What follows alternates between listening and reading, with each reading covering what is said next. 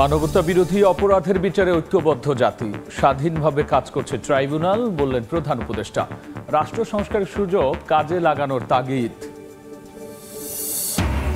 শান্তিপূর্ণ ক্ষমতার হস্তান্তর চায় যুক্তরাষ্ট্র, ফখরুল মার্কিন প্রতিনিধি সাক্ষাৎ। অংশগ্রহণমূলক ভোটের আশা জাপানের, জামায়াত আমিরের সঙ্গে বৈঠকে রাষ্ট্রদূত। আগের 3 নির্বাচনে অনিয়মের অভিযোগে বিএনপির মামলা, পুলিশ হেফাজতে সাবেক CEC K M Nurul Huda. ইসিতে নিবন্ধনের আবেদন, এনসিপির শাপলা প্রতীক চাইলেন নেতারা। আবারও চোখ রাঙাচ্ছে করোনা, একদিনে সর্বোচ্চ 5 জনের মৃত্যু। ডেঙ্গুতে 24 ঘন্টায় হাসপাতালে ভর্তি 329 জন। সবচেয়ে খারাপ অবস্থা বরগুনায়, মৃতের সংখ্যা 22। ইরানে যুক্তরাষ্ট্রের বিমান হামলা, 3 পারমাণবিক কেন্দ্র ধ্বংসের দাবি। ওয়াশিংটনের কঠোর পরিণতির হুঁশিয়ারি তেহরানের। পুতিনের সঙ্গে আলোচনায় মস্কো যাচ্ছেন আরাকচি।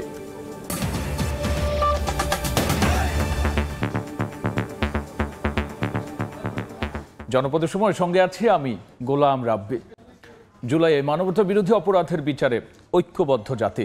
আন্তর্জাতিক অপরাধ ট্রাইব্যুনাল স্বাধীনভাবে কাজ করছে বলে জানিয়েছেন প্রধান উপদেষ্টা ডক্টর মোহাম্মদ ইউনূস। রাষ্ট্র সংস্কারের সুযোগ কাজে লাগানোর তাগিদ দিয়েছেন তিনি। জুলাই শহীদদের আকাঙ্ক্ষা বাস্তবায়নে আহ্বান জানিয়েছেন ডক্টর ইউনূস। রাজধানীর হোটেল ইন্টারকন্টিনেন্টালে জুডিশিয়ারি ইন্ডিপেন্ডেন্স ডের আয়োজনে কথা বলেছেন প্রধান উপদেষ্টা। The July Revolution represents our nation's united stand against the injustice ingrained within our social, economic, and political fabric. Indeed, this awakening has come at the tragic cost of thousands of lives, leaving thousands more wounded. Now, we, the living, bear the solemn duty to realize the hopes and aspirations of the martyrdom and the wounded, of the martyred and the wounded. Our debt to them is limitless. We have a long road ahead to fulfill the promises of the July uprising. The sole way to discharge this burden is to ensure justice for the heinous crimes against the humanity committed during the months of July and August of 2024. Today, the nation stands united in its determination to hold the perpetrators accountable. In pursuit of this goal, 2 international crimes tribunals have been established to investigate and prosecute the crimes against humanity that occurred in July-August 2024. These tribunals are functioning with full independence, impartiality, and in compliance with due process. সুষ্ঠু নির্বাচনের মাধ্যমে শান্তিপূর্ণভাবে বাংলাদেশে ক্ষমতার হস্তান্তর দেখতে চায় যুক্তরাষ্ট্র। সকালে বিএনপি মহাসচিব মির্জা ফখরুল ইসলাম আলমগীরের সঙ্গে সৌজন্য সাক্ষাৎ শেষে একথা জানিয়েছেন মার্কিন দূতাবাসের chargé d' affaires Tracey Ann Jacobson. পরে সংবাদ সম্মেলনে দলটির স্থায়ী কমিটির সদস্য আমির খসরু মাহমুদ চৌধুরী বলেছেন, লন্ডন বৈঠকের পর স্বস্তি ফিরেছে দেশের রাজনীতিতে। এদিকে আলাদা অনুষ্ঠানে দলের আরেক নেতা সালাউদ্দিন আহমদ বলেছেন, আলোর পথে যাত্রায় দেশের রাজনৈতিক সংস্কৃতির পরিবর্তন আনতে হবে। রোববার সকালে রাজধানীর গুলশানে বিএনপি চেয়ারপারসনের কার্যালয়ে আসেন মার্কিন দূতাবাসের chargé d' affaires Tracey Ann Jacobson. দলটির মহাসচিব মির্জা ফখরুল ইসলাম আলমগীরের নেতৃত্বে বৈঠকে যোগ দেন স্থায়ী কমিটির সদস্য আমির খসরু মাহমুদ চৌধুরী ও আন্তর্জাতিক কমিটির সদস্য শামা ওবায়েদ। লন্ডনে প্রধান উপদেষ্টা ডক্টর মোহাম্মদ ইউনূস এবং বিএনপির ভারপ্রাপ্ত চেয়ারম্যান তারেক রহমানের বৈঠকের মাধ্যমে বাংলাদেশের রাজনীতির ইতিবাচক পরিবর্তনের কথা উল্লেখ করেন ট্রেসিয়ান। পরে সংবাদ সম্মেলনে আমির খসরু মাহমুদ চৌধুরী বলেন, আগামী বছরের ফেব্রুয়ারিতে নির্বাচনের তারিখ নিয়ে সবার মধ্যেই স্বস্তি ফিরেছে। মতপার্থক্য থাকবেই, তবে যেসব বিষয়ে ঐক্যমত হবে তা নিয়ে কাজ চলছে। সেই মিটিংয়ের গুরুত্ব তারা অনুধাবন করতে পারছে এবং সেই মিটিংয়ের ফলে যে একটা বড় ধরনের দেশের মধ্যে একটা স্বস্তি আসছে এবং নির্বাচনমুখী হয়েছে, সেটাও আলোচনায় আসছে। ডেমোক্রেটিক ট্রান্সফরমেশন আমরা যেদিকে যাচ্ছি সেটার একটা দিকক্ষণ মোটামুটি একটি সিদ্ধান্তে আসা গেছে ফেব্রুয়ারি। এটা সকলের জন্য স্বস্তি। মতপার্থক্য থাকবে, যেই বিষয়গুলোতে ঐক্যমত হবে সেটা নিয়ে আমরা এগিয়ে যাব, এটাই তো সিদ্ধান্ত। দলের স্থায়ী কমিটির সদস্য সালাউদ্দিন আহমেদ বলেছেন, দেশের রাজনৈতিক সংস্কৃতি পাল্টাতে হবে, নতুন উদ্ভাবনী চিন্তা কাজে লাগিয়ে হাঁটতে হবে আলোর পথে। আমাদের পলিটিক্যাল কালচার পাল্টাতে যাবে না, পাল্টানো মানে ভালো দিকে নিয়ে যেতে হবে। আমাদের কালচার এর মধ্যে ইনোভেটিভ এডিশন করতে হবে। যে প্রক্রিয়ার মধ্য দিয়ে আমরা গিয়েছি স্বাধীনতার পর থেকে আজ পর্যন্ত, যা কিছুই আমরা অর্জন করতে পারতাম সেটা আমরা পারিনি। জাতি গঠনে শিক্ষার্থীদের নিয়ে সম্মিলিতভাবে বিএনপি কাজ করবে বলেও জানান সালাউদ্দিন আহমদ। শাকিলা শারমিন, সময় সংবাদ, ঢাকা। বাংলাদেশের সুষ্ঠু, নিরপেক্ষ, শান্তিপূর্ণ এবং অংশগ্রহণমূলক নির্বাচন প্রত্যাশা করে জাপান। দেশটির রাষ্ট্রদূত মিস্টার সাইদা শিনিচির সঙ্গে জামায়াতের আমির ডাক্তার শফিকুর রহমানের বৈঠক শেষে একথা বলেছেন নেতারা। সকালে রাজধানীর মগবাজারে জামায়াত ইসলামের কেন্দ্রীয় কার্যালয়ে ডাক্তার শফিকুর রহমানের সঙ্গে সৌজন্য সাক্ষাৎ করেন জাপানের রাষ্ট্রদূত। ঘণ্টাব্যাপী এই বৈঠকে বিগত ফ্যাসিবাদ আমলে জামায়াতের নেতাকর্মীদের ওপর কিভাবে নির্যাতন করা হয়েছে, নেতাদের ফাঁসি, অফিস বন্ধ, আয়নাঘর সহ বিভিন্ন বিষয় তুলে ধরা হয়। এছাড়াও শিল্প, বাণিজ্য, ব্যবসায় কিভাবে দুদেশ একসঙ্গে কাজ করবে তা নিয়েও কথা হয়েছে বলে জানান জামায়াতের সেক্রেটারি জেনারেল মিয়া গোলাম পারওয়ার। শেখ হাসিনার সরকারের হাতে জামাত ইসলামের উপরে কি জুলুম, নির্যাতন, নিপীড়ন চলেছে। আমাদের নিবন্ধন বাতিল হয়েছে, আমাদের প্রতীক নিষিদ্ধ হয়েছে, অফিস বন্ধ হয়েছে, আমাদের প্রিয় নেতৃবৃন্দকে ফাঁসিতে ঝুলিয়ে হত্যা করা হয়েছে, কারাগারে তারা মৃত্যুবরণ করেছে, রিমান্ড, ক্রস ফায়ার, আয়নাঘর, এইসব ইতিহাসের কথা তিনি তুলে ধরেছেন। মাননীয় অ্যাম্বাসেডর এগুলো খুব মনোযোগ দিয়ে শুনেছেন এবং তিনি বলেছেন যে বাংলাদেশের রাজনীতির এইসব পরিস্থিতি সম্পর্কে তিনি অবহিত।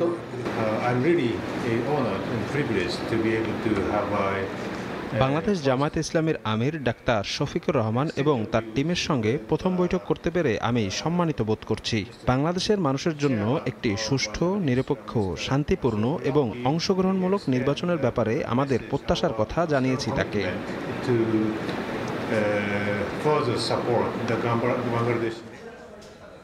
রকিব হুদা এবং আউয়াল কমিশনের বিতর্কিত নির্বাচনে অনিয়মের প্রতিকার চেয়ে ইসিতে অভিযোগ করেছে বিএনপি। একই সঙ্গে 3 সিইসি, নির্বাচন সংশ্লিষ্ট 19 কর্মকর্তা সহ অজ্ঞাতনামাদের বিরুদ্ধে মামলা দায়ের করেছে দলটি। এতে প্রধান আসামি করা হয়েছে শেখ হাসিনাকে। বিগত আওয়ামী লীগ সরকারের অধীনে হওয়া বিতর্কিত 3 জাতীয় সংসদ নির্বাচন আয়োজনে সাবেক প্রধান নির্বাচন কমিশনার এবং ইসি সচিবদের ভূমিকা খতিয়ে দেখতে দ্রুত তদন্ত কমিটি গঠনের নির্দেশ দেন প্রধান উপদেষ্টা। এই নির্দেশনার সপ্তাহখানেকের মধ্যেই বিতর্কিত 3 নির্বাচনে অনিয়মের প্রতিকার চেয়ে ইসিতে চিঠি দিল বিএনপি। রোববার সকাল 10টায় বিএনপির নির্বাহী কমিটির সদস্য সালাউদ্দিন খানের নেতৃত্বে 3 সদস্যের প্রতিনিধি দল প্রধান নির্বাচন কমিশনারের কাছে আবেদন জমা দেয়। পরে শেরেবাংলা নগর থানায় মামলা দায়ের করে দলটি। এই যে ভোট তারা করেছে, নির্বাচন কমিশনার সহ তার সহযোগীরা, তাদের বিষয় নিয়ে আমরা একটা অভিযোগ নিয়ে থানায়, এবং 2টি অভিযোগ আমরা প্রধান নির্বাচন কমিশনার, বর্তমান প্রধান নির্বাচন কমিশনার, এই মাননীয় প্রধান কমিশনার এবং মাননীয় আপনার সচিব সাহেব ওখানে উপস্থিত ছিলেন, তাদের কাছে আমরা এই জমা দিলাম। আমরা জানি এই বর্তমান সচিব এবং প্রধান নির্বাচন কমিশনারের সাথে যারা অন্যান্য নির্বাচন কমিশনারের এই যে অভিযোগটা আমরা দিলাম, ওনারা ওটা আইনগত ব্যবস্থা নেবেন। কাউসার চৌধুরী কুমু, সময় সংবাদ, ঢাকা। সাবেক প্রধান নির্বাচন কমিশনার একেএম নুরুল হুদাকে হেফাজতে নিয়েছে পুলিশ। সন্ধ্যায় রাজধানী উত্তরা পশ্চিম এলাকা থেকে স্থানীয় জনতা তাকে আটক করে পুলিশে দেয়। বর্তমানে তিনি পুলিশি হেফাজতে রয়েছেন। নুরুল হুদা 2017 সালের 15 ফেব্রুয়ারি থেকে 2022 সালের 14 ফেব্রুয়ারি পর্যন্ত সিইসি ছিলেন। তার নেতৃত্বাধীন কমিশনের অধীনে 2018 সালে 11 জাতীয় নির্বাচন অনুষ্ঠিত হয়। রাজনৈতিক দল হিসেবে নিবন্ধন পেতে নির্বাচন কমিশনে আবেদন জমা দিয়েছে জাতীয় নাগরিক পার্টি এনসিপি। নির্বাচনের প্রতীক হিসেবে শাপলা চাওয়ার পাশাপাশি ভোটে জয়ের আশা প্রকাশ করেছেন দলটির নেতারা।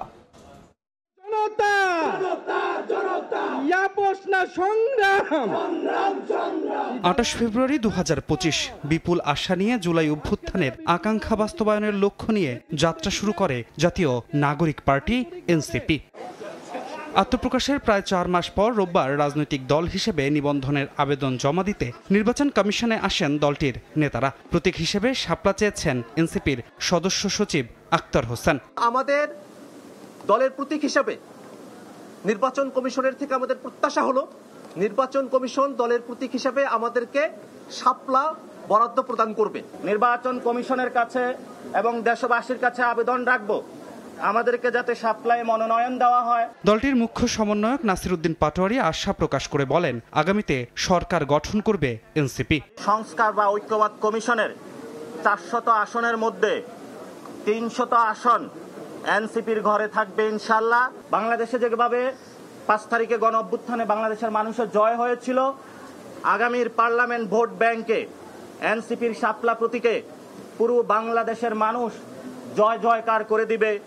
এনসিপির নেতৃত্বে নতুন সরকার গঠন হবে।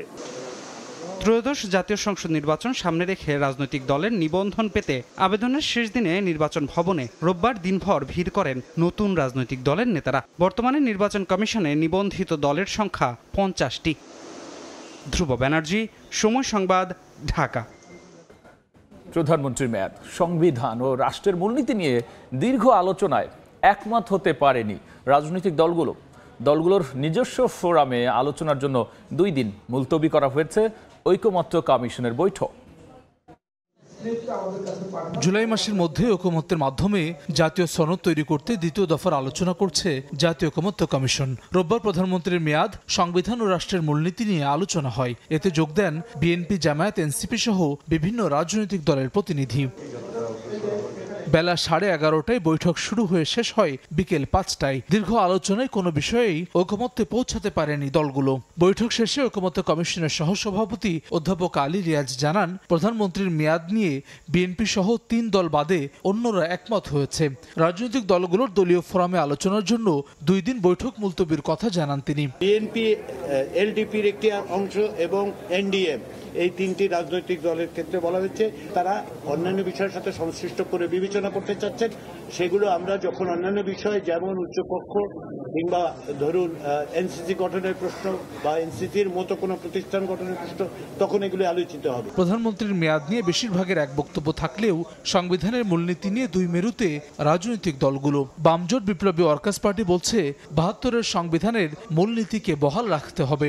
বাংলাদেশের গঠনকালে যে মৌলিক ঐক্য তৈরি হয়েছে তাকে রেখে আমাদের বাকি মূলনীতি বিবেচনা করতে হবে।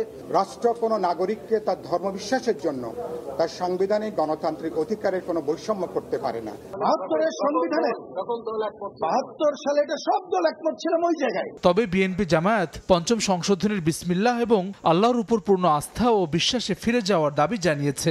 72-এর মূলনীতি নিয়ে আপত্তি জানিয়েছে এনসিপিও। একজন স্বৈরাচারী হয় প্রধানমন্ত্রীর হাত পা বাঁধা ঠিক নয় বলে মন্তব্য করেন বিএনপি নেতা সালাউদ্দিন আহমেদ। সাম্য, ন্যায় বিচার, গণতন্ত্র এবং মানবিক মর্যাদা, এই 3টিকে তারা সংবিধানের মূলনীতির এখানে সংযোজিত করতে চান। আমরা এটার ব্যাপারে একমত হয়েছি। আমরা চাই 5ম সংশোধনীতে যেভাবে মূলনীতিটা উল্লেখ আছে, অর্থাৎ 5ম সংশোধনীর পূর্বের অবস্থা, সেই জায়গায় আমরা বহাল থাকতে চাই এবং সেখানে আল্লাহর উপর আস্থা বিশ্বাস আছে, সেখানে ধর্মনিরপেক্ষতা নাই, এই বিষয়গুলো আমরা ক্লিয়ার করেছি। সংস্কার বাস্তবায়নে জাতীয় সনদ তৈরি করতে 20 মার্চ থেকে 19 মে পর্যন্ত প্রথম ধাপে 45টি অধিবেশন শেষে চলতি মাসে 2 তারিখে দ্বিতীয় দফার আলোচনা শুরু করেছে ঐকমত্য কমিশন। হাসান ওয়ালি, সময় সংবাদ, ঢাকা। জনপদের সময়ে আরও থাকছে। সৌদি প্রবাসীর সঙ্গে মোবাইলে পরিচয় নারীর, ময়মনসিংহে বাসায় ডেকে নিয়ে বৈদেশিক মুদ্রা, মোবাইল ফোন ও নগদ টাকা ছিনিয়ে নেওয়ার অভিযোগ। গ্রেফতার 1। 2 সপ্তাহ সময় নেওয়ার 2 দিন পরেই ইরানে বিমান হামলা চালিয়ে সংঘাতে সরাসরি জড়িয়ে পড়ল যুক্তরাষ্ট্র। দেশটির 3টি পারমাণবিক কেন্দ্র ধ্বংসের দাবি করেছেন ট্রাম্প। আগ্রাসনের বিরুদ্ধে পাল্টা পদক্ষেপের হুঙ্কার দিয়েছে ইরানও।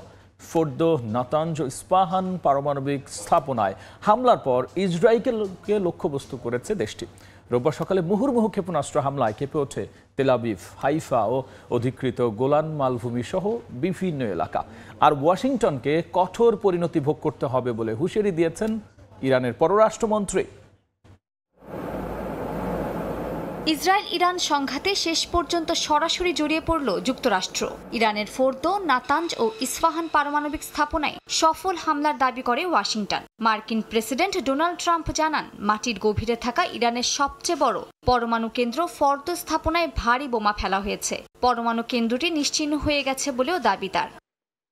ইরানে মার্কিন হামলার পর হোয়াইট হাউসে জাতির উদ্দেশ্যে ভাষণ দেন ট্রাম্প। ইরান এখনই শান্তির পথে না এলে ভবিষ্যতে আরো বড় হামলার হুঁশিয়ারি দেন তিনি। আমাদের উদ্দেশ্য ছিল ইরানের পারমাণবিক সমৃদ্ধকরণ ক্ষমতা ধ্বংস করা এবং বিশ্বের 1 নম্বর সন্ত্রাসবাদীদের দেশ ইরানের পারমাণবিক হুমকি বন্ধ করা। মধ্যপ্রাচ্যে দাপট দেখানো ইরান এখন শান্তির পথ বেছে নিতে বাধ্য। যুক্তরাষ্ট্রের হামলায় ইরানের পারমাণবিক কর্মসূচি ধ্বংস হয়েছে বলে দাবি করেন মার্কিন প্রতিরক্ষা মন্ত্রী পিট হেগসেথ। তিনি জানান, পরিকল্পিতভাবে ইরানের পারমাণবিক সক্ষমতা দুর্বল করতে হামলা চালানো হয়েছিল। এই অভিযানের নাম দেয়া হয় অপারেশন মিডনাইট হ্যামার। মার্কিন বিমান বাহিনীর সঙ্গে যৌথভাবে ইরানে হামলা চালানোর দাবি করেছে ইসরায়েলের সেনাবাহিনী। ট্রাম্পকে ধন্যবাদ জানিয়েছেন প্রধানমন্ত্রী বিনিয়ামিন নেতানিয়াহু। বলেন, ট্রাম্প বিশ্বের সবচেয়ে বিপজ্জনক শাসক গোষ্ঠীর হাত থেকে অস্ত্র ছিনিয়ে নেয়ার উদ্যোগ নিয়েছেন। History will record that President Trump acted to deny the world's most dangerous regime the world's most dangerous weapons. 3টি পরমাণু স্থাপনায় হামলার সত্যতা নিশ্চিত করেছে ইরানও। তবে যুক্তরাষ্ট্রের হামলার আগেই পারমাণবিক উপকরণ সরিয়ে নেওয়া হয় বলে জানায় খামেনি প্রশাসন। ওই হামলায় বড় ধরনের ক্ষয়ক্ষতি হয়নি বলেও দাবি তাদের। পর্যবেক্ষণ সংস্থাও পারমাণবিক স্থাপনার আশেপাশে সরেজমিনে পর্যবেক্ষণ করে তেজস্ক্রিয়তা ছড়ানোর কোনো আলামত পায়নি। মার্কিন হামলাকে জাতিসংঘ সনদ, আন্তর্জাতিক আইন এবং পরমাণু নিরস্ত্রীকরণ চুক্তির লঙ্ঘন আখ্যা দিয়ে তীব্র নিন্দা জানান ইরানের পররাষ্ট্রমন্ত্রী আব্বাস আরাকচি। এছাড়া মধ্যপ্রাচ্যে মার্কিন নাগরিক ও সেনা এখন হামলার বৈধ লক্ষ্য বলেও হুঁশিয়ারি দিয়েছে তেহরান। যুক্তরাষ্ট্র ইরানের জনগণের বিরুদ্ধে একটি বিপজ্জনক সামরিক অভিযান ও আগ্রাসনের পথ বেছে নিয়েছে। এই কাজের দায়ভার ট্রাম্প প্রশাসনকে একাই বহন করতে হবে এবং এর কঠিন পরিণতি কেবলমাত্র যুক্তরাষ্ট্রকেই ভোগ করতে হবে। যুক্তরাষ্ট্রের হামলার পর প্রথম প্রতিক্রিয়ায় ইরানের বিপ্লবী বাহিনী বলেছে, তারা ওয়াশিংটনকে এমনভাবে পাল্টা জবাব দেবে যে তারা অনুশোচনা করতে বাধ্য হবে। এরই মধ্যে ইসরায়েলে নতুন করে ক্ষেপণাস্ত্র ছুড়েছে ইরান। একাধিক স্থানে বিস্ফোরণের শব্দ শোনা গেছে। মালিহা সুহরওয়ার্দী, সময় সংবাদ। এদিকে ইরানের পারমাণবিক স্থাপনায় হামলায় উদ্বেগ জানিয়ে দ্রুত উত্তেজনা প্রশমনের আহ্বান জানিয়েছে ঢাকা। বিকেলে পররাষ্ট্র মন্ত্রণালয়ের ব্রিফিংয়ে একথা বলেন মুখপাত্র শাহ আসিফ রহমান। আগামী সপ্তাহের শুরুতেই দেশে ফিরবেন ইরানে আটকে বাংলাদেশি দলের প্রথম দল। এরপর পর্যায়ক্রমে সবাইকে ফিরিয়ে আনা হবে বলেও এ সময় জানিয়েছেন তিনি। বাংলাদেশ ইসলামী প্রজাতন্ত্র ইরানের পারমাণবিক স্থাপনাগুলোতে সাম্প্রতিক হামলার ঘটনায় গভীর উদ্বেগ প্রকাশ করছে। এই ধরনের পরিস্থিতি একটি ইতোমধ্যেই নাজুক অঞ্চলের স্থিতিশীলতা আরও বিঘ্নিত করার ঝুঁকি তৈরি করে। যে কোনো সংঘাতের শান্তিপূর্ণ সমাধানে সংলাপ ও কূটনৈতিক প্রচেষ্টার পক্ষে বাংলাদেশ তার দীর্ঘদিনের অবস্থান পুনর্ব্যক্ত করছে। ইরানের পার্শ্ববর্তী দেশসমূহের সহযোগিতায় এই প্রত্যাবর্তন প্রক্রিয়াটি সম্পন্ন করা হবে। পররাষ্ট্র মন্ত্রণালয় প্রত্যাশা করছে প্রত্যাবাসন প্রত্যাশীদের প্রথম দলটি আগামী সপ্তাহেই বাংলাদেশে পৌঁছাবে। এদিকে ইসরায়েল ইরান সংঘাতে যুক্তরাষ্ট্র জড়িয়ে পড়ায় শঙ্কিত আন্তর্জাতিক সম্পর্ক বিশ্লেষকরা। তবে ট্রাম্পের এমন আচরণে অবাক নন তারা। বলছেন, নিজেদের কর্তৃত্ব ফলাতে কখনই কূটনৈতিক শিষ্টাচারের তোয়াক্কা করে না আমেরিকা। যুদ্ধের তীব্রতা বাড়বে কিনা তা এখন ইরানের প্রতিক্রিয়ার উপর নির্ভর করছে বলেও মনে করেন তারা। তবে বন্ধু রাষ্ট্রের কাছে সামরিক সহযোগিতা না পেলে এই যুদ্ধ ছড়িয়ে পড়ার শঙ্কা দেখছেন না বিশেষজ্ঞরা। জুম্মন সাদিক জাভলিনের রিপোর্ট। ইসরায়েল ইরান চলমান সংঘাতে এবার আনুষ্ঠানিকভাবেই নিজেদের জড়িয়ে ফেলল মার্কিন যুক্তরাষ্ট্র। প্রেসিডেন্ট ডোনাল্ড ট্রাম্প 2 সপ্তাহ সময় নেয়ার পর দুদিনের মাথায় ইরানের 3 স্থাপনায় হামলার ঘটনায় খুলে গেছে অনেক ভয়াবহ সমীকরণের গতিপথ। মার্কিন যুক্তরাষ্ট্রের এমন অপ্রত্যাশিত আচরণের ফলাফল হতে পারে ভয়াবহ। তবে অবাক হননি আন্তর্জাতিক সম্পর্ক বিশ্লেষকরা। তাদের মতে, নিজেদের আধিপত্য ধরে রাখতে দ্বিতীয় বিশ্বযুদ্ধ পরবর্তী এমন একাধিক ঘটনার কলকাঠি নেড়েছে যুক্তরাষ্ট্র। দ্বিতীয় বিশ্বযুদ্ধের পর থেকে যেভাবে তৈরি হচ্ছিল বা তৈরি হয় সেটার সাথে খুব অসঙ্গতিপূর্ণ নয়। তার মানে মার্কিন যুক্তরাষ্ট্রের যে আধিপত্য পৃথিবী জুড়ে সেটা তারা কায়েম করতে চায়। হামলার মধ্য দিয়ে ইরান ইসরায়েলের সমঝোতাকারী হিসেবে বৈধতা হারিয়েছে ওয়াশিংটন। জবাব দিতে মধ্যপ্রাচ্যে মার্কিন সামরিক ঘাঁটিগুলো হতে পারে ইরানের অপেক্ষাকৃত সহজ লক্ষ্য। বিশ্লেষকরা মনে করেন সে পথে হাঁটার আগে ইরানকেও পরবর্তী ঘটনা প্রবাহের জন্য প্রস্তুত থাকতে হবে। প্রায় 40,000 সেনা মোতায়েন করা রয়েছে মধ্যপ্রাচ্যের বিভিন্ন স্থানে, স্থল নৌ সবকিছু মিলিয়ে। সেখানে যদি আক্রমণ করতে চায় ইরান, হয়তো সেটা তুলনামূলকভাবে সহজ টার্গেট হবে এবং সেক্ষেত্রে মার্কিন জনগোষ্ঠীর কাছে কিছুটা হলেও জনপ্রিয়তা হারাবে ট্রাম্প। কিন্তু এটা পাল্টাপাল্টি চলার জায়গাটাই কিন্তু ইরানকে অবশ্যই বিবেচনা করতে হবে। সামরিক নয়, মৌখিক নিন্দা আর কূটনৈতিক তৎপরতায় সীমাবদ্ধ থাকতে পারে ইরানের মিত্রদের সহযোগিতা। তাই যুদ্ধ ছড়িয়ে পড়ার শঙ্কা দেখছেন না বিশ্লেষকরা।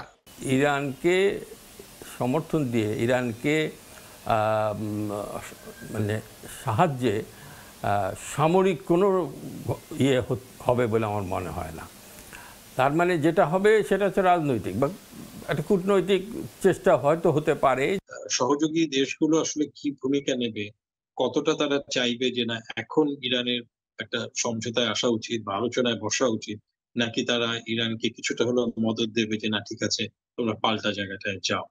কিন্তু সমস্যা হচ্ছে যে ইরান তো যেখানে আছে সেখানে টার্গেট গুলো চিহ্নিত, সেখানে যদি আবার আক্রমণ করে অথবা ইন্টেলিজেন্সের মাধ্যমে তথ্যের ভিত্তিতে অন্যান্য যদি আক্রমণ করে, তাহলে অন্যান্য সহযোগী রাষ্ট্রগুলো খুব একটা ভূমিকা রাখতে পারবে। তবে আগামী 48 ঘন্টা মধ্যপ্রাচ্যের ভবিষ্যতের জন্য অত্যন্ত গুরুত্বপূর্ণ সময় বলে মনে করেন বিশ্লেষকরা। তিনি এক ধরনের একটা প্রস্তুতি মানসিকভাবে। জুমান সাদিক, জ্যাভলিন, সময় সংবাদ, ঢাকা। সাবেক এমপি শামীম ওসমানের 29 ব্যাংক হিসাব সহ স্থাবর সম্পদ জব্দ করেছে দুদক। এদিকে সাবেক ভূমিমন্ত্রী সাইফুজ্জামান জাওহেদের 3 সন্তানের দেশ ত্যাগে নিষেধাজ্ঞা দিয়েছেন আদালত। সকল অশুভ শক্তির বিরুদ্ধে আমরা খেলব, সকল সন্ত্রাসের বিরুদ্ধে। বিভিন্ন সময় বিতর্কিত বক্তব্য দিয়ে আলোচনায় থাকতেন বিগত সরকারের সাবেক সংসদ সদস্য শামীম ওসমান।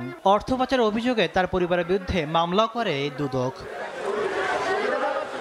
মামলার এই আসামি তার সম্পদ বেহাতের চেষ্টা করছেন এমন গোয়েন্দা তথ্যের ভিত্তিতে সম্প্রতি সম্পদ জব্দ করতে দুদকের পক্ষ থেকে আদালতে আবেদন করা হয়। রোববার সেই আবেদনে সাড়া দিয়ে প্রায় 13 কোটি টাকার ব্যাংক হিসাব জব্দের আদেশ দেন সাবেক এমপি জনাব শামীম ওসমান এবং তার পরিবারের সদস্যদের স্থাবর সম্পদ দুদকের আবেদনের প্রেক্ষিতে আদালত জব্দ করেছে এবং ব্যাংক অ্যাকাউন্ট ফ্রিজ করা হয়েছে। তাতে স্থিতির পরিমাণ প্রায় 13 কোটি টাকার মতো ছিল। এদিকে সাবেক ভূমিমন্ত্রী সাইফুজ্জামান চৌধুরীর 3 সন্তানের বিদেশ যাত্রায় নিষেধাজ্ঞা দিয়েছেন আদালত। সাবেক ভূমিমন্ত্রী সাইফুজ্জামানের 3 সন্তান তাদের বিদেশ যাত্রায় নিষেধাজ্ঞার আদেশ দিয়েছেন আদালত। এদিন সাবেক প্রতিমন্ত্রী স্বপন ভট্টাচার্যের সন্তান সুপ্রিয় ভট্টাচার্যের দেশ থেকে নিষেধাজ্ঞা এবং 3 কোটি টাকার বেশি স্থাবর সম্পদ জব্দের আদেশ দিয়েছেন আদালত। তাসলিম তৌহিদ, সময় সংবাদ, ঢাকা। দেশে করোনা আক্রান্ত হয়ে 24 ঘন্টায় 5 জনের মৃত্যু হয়েছে, যা চলতি বছর করোনায় একদিনের সর্বোচ্চ মৃত্যু। সন্ধ্যায় স্বাস্থ্য অধিদপ্তরের সংবাদ বিজ্ঞপ্তিতে জানানো হয়েছে 24 ঘন্টায় মারা যাওয়া 5 জনের মধ্যে 3 জনই চট্টগ্রাম বিভাগের, বাকি 2 জন ঢাকা ও রাজশাহী বিভাগের। স্বাস্থ্য অধিদপ্তরের তথ্য অনুযায়ী গত 24 ঘন্টায় 621 জনের নমুনা পরীক্ষায় কোভিড শনাক্ত করা হয়েছে। সেই হিসাবে শনাক্তের হার 5.80%।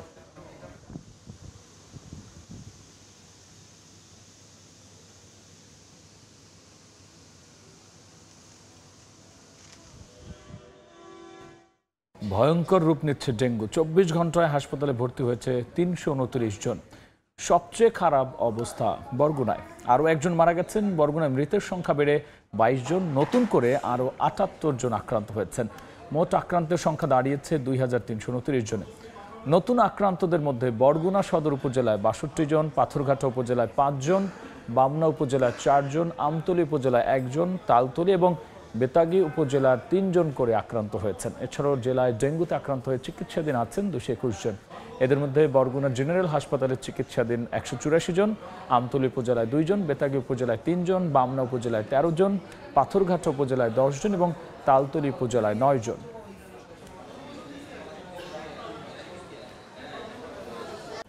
ময়মনসিংহে বাসায় ডেকে নিয়ে সৌদি প্রবাসী যুবকের সঙ্গে থাকা বৈদেশিক মুদ্রা, মোবাইল ও নগদ টাকা ছিনিয়ে নেওয়ার অভিযোগ উঠেছে নারীসহ 3 জনের বিরুদ্ধে। এ ঘটনায় একজনকে গ্রেফতার করা হয়েছে। ছিনিয়ে নেওয়া রিয়াল উদ্ধারের চেষ্টা চলছে বলে জানিয়েছে পুলিশ।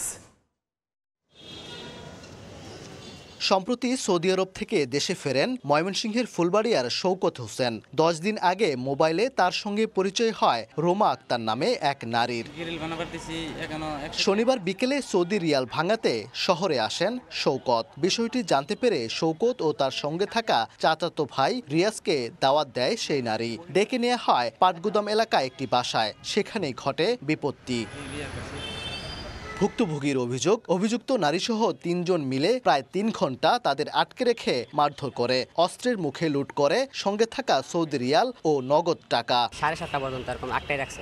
পরে বাসা থেকে টাকা আনছে, ভাইয়ের সাথে টাকা ছিল, ডলার ছিল, ওইগুলো নিয়ে নিছে। চাকুদের সব টাকা পয়সা মোবাইল নিয়ে যায়। 14,000 রিয়াল সার্ভারে দেয়া ছবি তোলায় আমার 2 জনরে ছবি টবি তুললে আবার ট্যাম্পের মধ্যে একটা সাইন নেই দেওয়া বাদাঙ্গর সাইডে। সেখান থেকে মুক্তি পেয়ে থানায় যান শওকত। অভিযোগ পেয়ে অভিযান চালিয়ে রাতেই আটক করা হয় চক্রের সদস্য খলিলুর রহমান ওরফে সজল মিয়াকে। অভিযুক্ত অন্য 2 জনকেও গ্রেফতারে চলছে অভিযান। রোববার দুপুরে এ ঘটনায় মামলা হয়। তার বক্তব্য অনুযায়ী ঘটনার সত্যতা পাওয়া যায়। বাদবাকি যে 2 জন আছে গ্রেফতার এবং লুণ্ঠিত মালামাল উদ্ধারের জন্য আমরা চেষ্টা চালাচ্ছি। গ্রেফতার খলিলের বিরুদ্ধে কোতোয়ালি মডেল থানায় ডাকাতির প্রস্তুতি, চুরি ও মাদকসহ একাধিক মামলা রয়েছে। অসামাজিক কর্মকাণ্ডে যুক্ত থাকার অভিযোগে 2 বার গ্রেফতার হয়েছিলেন রোমা আক্তার, জানায় পুলিশ। ওবায়দুল হক, সময় সংবাদ, ময়মনসিংহ। জনপদের সময় শীর্ষ সংবাদ জানিয়ে দিচ্ছে আরও একবার। পুলিশ হেফাজতে সাবেক সিইসি নুরুল হুদা। নির্বাচনে অনিয়মের অভিযোগে বিএনপির মামলায় দেখানো হবে গ্রেফতার। ইসিতে নিবন্ধনের আবেদন এনসিপির শাপলা প্রতীক চান নেতারা। মানবতা বিরোধী অপরাধের বিচারে ঐক্যবদ্ধ জাতি, স্বাধীনভাবে কাজ করছে ট্রাইব্যুনাল, বললেন প্রধান উপদেষ্টা। রাষ্ট্র সংস্কারের সুযোগ কাজে লাগানোর তাগিদ। এবং আবারও চোখ রাঙাচ্ছে করোনা। একদিনে সর্বোচ্চ 5 জনের মৃত্যু। ডেঙ্গুতে 24 ঘন্টায় হাসপাতালে ভর্তি 329 জন। সবচেয়ে খারাপ অবস্থা বরগুনায়, মৃতের সংখ্যা 22।